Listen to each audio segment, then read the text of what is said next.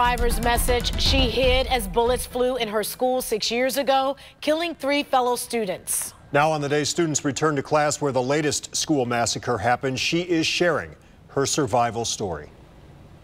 I'm finally to a place where it happened to me and I'm using it in my teaching. That Chardon school shooting survivor, now a teacher herself. News 5's Paul Kiska talked to her about the impact that terrifying day has had on her life and all these years later. Well, that's right. Brittany Wilson was only at Chardon High School a few months when the shooting spree happened, but it's a day that will stay with her for the rest of her life, especially now that she's a teacher. There are some things that'll pull you right back to it, and then sometimes you think, did that happen to me? Brittany Wilson was a 14-year-old freshman when a student shot and killed 3 of her classmates and injured 3 other students inside Chardon High School February 27, 2012. She heard the gunfire that day and took cover with classmates. Wilson also understands what students in Parkland, Florida are feeling after the shooting tragedy there. Unfortunately, another one.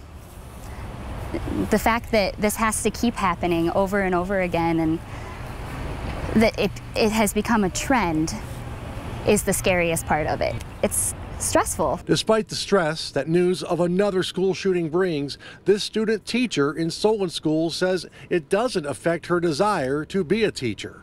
I can honestly say that the shooting has never wavered my opinion on whether I wanted to be a teacher.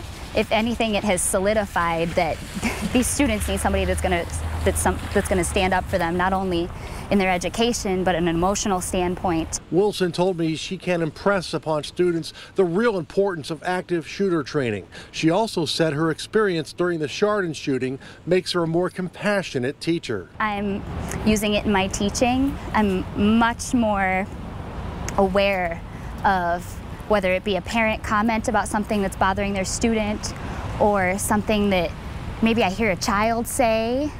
I'm much more aware and I'm able to catch some different things. Wilson's gained perspective over the years. She knows that it's not worth complaining about a so-called bad day. Things can always be worse. Things can always be worse, and the best thing that we can do is take from our experiences and try to move on, try to do life the best that we can.